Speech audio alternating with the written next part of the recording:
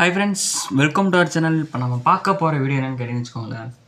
நான் வந்து தமிழ் ஆரம்பித்தாச்சா, இப்போ வந்து சரி நம்ம தமிழே ஒரே தான் படிச்சுட்டு இருக்கக்கூடாதுல்ல. ஸோ நம்ம தமிழ், மேக்ஸு, ஜிஎஸ் மூணையும் ஒரே நாளில் கொண்டு போனால் தானே கரெக்டாக இருக்கும்.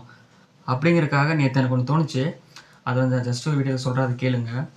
என்ன அப்படின்னா, நம்ம இதனால் வரைக்கும் யூனிட் 6 நம்ம படிச்சிருப்போம் இல்லையா, யூனிட் 8 தான் படிச்சிருந்துருப்போம். இப்போ யூனிட் 6 மாறிடுச்சு. அது ஒன்றும் பெரிய பிரச்சனையே இல்லை. நம்ம யூனிட் 6 வந்து மேக்ஸிமம் எல்லாம் கவர் பண்ணியாச்சு. மேக்ஸிமம் எல்லாமே கவர் பண்ணியாச்சு.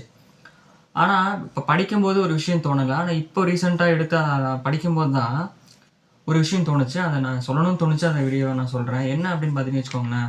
இப்போ யூனிட் 6 வந்து நான் சுரேஷ் புக்கில் தான் நான் பார்த்துட்டு இருக்கேன். ஏன் சுரேஷ் புக்கில் பார்க்குறேன்னா, ஸ்கூல் புக்கில் தான் படித்தாச்சு. நமக்கு வந்து சுரேஷ் புக்கில் வந்து கண்டென்ட் வந்து ஏகப்பட்ட கண்டென்ட் இருக்குது. ஸோ நம்ம வந்து அதை நம்ம படித்து தான் ஆகணும் இல்லையா. அப்படிங்கிறதுக்காக பாருங்கள், சுரேஷ் புக்கில் வந்து நான் வந்து இதை எடுத்து படிச்சுட்ருக்கேன். தெரியுதா? ஃபுல் அண்ட் ஃபுல்லாக சுரேஷ் புக்கில் இருக்கிறது தான் நான் வந்து கவர் பண்ணிகிட்ருக்கேன். ஏன்னா இதுலேயும் ஸ்கூல் புக்கில் இருக்கிறதும், ஆனால் ஸ்கூல் புக்கில் இல்லாதது தான் இருக்குது. பாலிசி நோட்ஸும் உள்ள கவர் பண்ணி கொடுத்துருக்காங்க. ஸோ அதை நம்ம பார்க்கும்போது எனக்கு ரொம்பவே படிக்கிறதுக்கு ஈஸியாக இருந்துச்சு இதை படிக்கும்போது. ஏன்னா நேற்று ஒரு நாள் இதை என்னால் படிக்கவும் முடியல. ஆனால் பாருங்களேன், ஆனால் இந்த ஒரு பேஜே கிட்டத்தட்ட எவ்வளோ இருக்குது. ஒரு பேஜ்லேயே கண்டென்ட் ஏகப்பட்டது இருக்கா. சரி, இந்த புக்கு படிக்கும்போது தான் ஒரு விஷயம் தோண ஆரம்பிச்சிச்சு. என்ன, நான் வேட்டர் ஸ்டடி எடுத்து பார்த்தேன். வேட்டர் ஸ்டடி எடுத்து பார்த்ததில் நான் வேட்டர் ஸ்டடியில் தான் ஃபுல் அண்ட் ஃபுல் கவர் பண்ணிகிட்டு இருந்தேன். ஆனால் அப்போ தான் ஒரு விஷயம் தோணுச்சு. நான் எப்படி படிச்சுட்டு இருந்தேன்னா, 6வது 7வது 8வது 9வது 10வது படிச்சுட்டு வந்துட்டு இருந்தேன். ஆனால் இப்போ தான் ஒரு விஷயம் தோணுச்சு. என்னென்னா, இப்போ பாருங்களேன், நம்ம ஃபஸ்ட்டு பாடம் பாருங்களேன், தமிழ்நாட்டின் பண்டைய நகரங்கள் போட்டு ஒரு பாடம் இருக்கா. இந்த பாடம் தான் ஃபஸ்ட்டு பேஸே இதுக்கு. ஏன்னா தமிழ்நாட்டில் ஃபஸ்ட்டு என்னென்ன பண்டைய நகரங்கள் இருந்ததுங்கிறது ஒரு பேஸ் இது தான். இதை முடிச்சதுக்கு அப்புறமா ஒரு விஷயம் என்னென்னா, இந்த பாடம் படித்ததுக்கப்புறமா இங்கே பாருங்களேன், அந்த 6th 3rd டேர்மில் பண்டைய காலத்தில் சமூகமும் பண்பாடும் இருக்குல்ல, அதை படிக்கணும். ஏன் அதை படிக்கணும் அப்படின்னா, அதில் தான் சேர சோழர் படைகள் வராங்க. இப்போ இந்த 2 பாடம் கவர் பண்ண உடனே நம்ம எந்த பாடத்துக்கு வரணும் அப்படின்னா, 11th ஹிஸ்ட்ரி இருக்குது பார்த்தீங்களா. 11th ஹிஸ்ட்ரியில் பாருங்கள், தென்னிந்தியாவில் சமுதாய உருவாக்கம்னு ஒரு பாடம் வருதா, அதை படிக்கணும். ஏன் அதை படிக்கணும்னு இருக்கணும்னா, அந்த 6வது 3rd டேர்ம் சொன்னோம் பார்த்தீங்களா, பண்டைய காலத்தில் தமிழகத்தில் சமூக பண்பாடுன்னு ஒரு பாடம் இருக்குல்ல, அதோட கண்டினியூட்டி தான் இந்த தென்னிந்தியாவில் சமுதாய உருவாக்கம். ஓகேங்களா.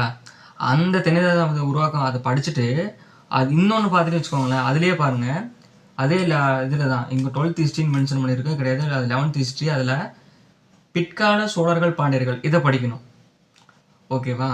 அதை படிச்சுட்டோம்னா நம்ம எப்படி படித்தாலும் சரி, நீங்கள் பண்டைய காலத்தில் சமூக பண்பாடும் அதை படிச்சுட்டு பிற்கால சோழர்கள் படித்தாலும் சரி, நீங்கள் வந்து நான் சொன்ன மாதிரி இந்த தென்னிந்தியாவில் சமுதாய உருவாக்கம் அதை படிச்சுட்டு வந்தாலும் சரி, ஓகேங்களா. எல்லாமே நமக்கு யூனிட் 6 கவர் ஆக போகுது.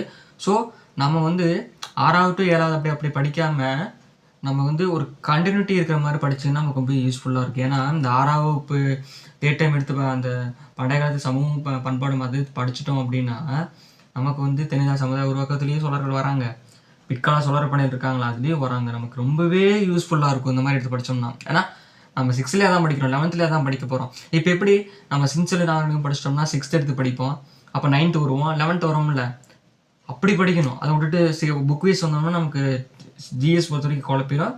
நம்ம வந்து எப்படி படிக்கணும், இந்த மாதிரி யூனிட் 6 ட்ரை பண்ணி பாருங்கள், ஓகேங்களா. நான் சுரேஷ் புக்கு படிக்கும்போது என்னடா இந்த கண்டென்ட் இது புக்கில் பார்த்த மாதிரி ஃபீல் ஆகுதே எனக்கு பார்க்கும்போது 11th கவர் ஆச்சு. ஆமாம்ல அப்படிங்கும்போது தான் சரி இதை சொல்லிடலாம். நிறைய பேருக்கு தெரிஞ்சுருந்துருக்கும், தெரியாமல் இருக்காது. இன்ன வரைக்கும் நிறைய பேருக்கு தெரிஞ்சுருந்துருக்கும்.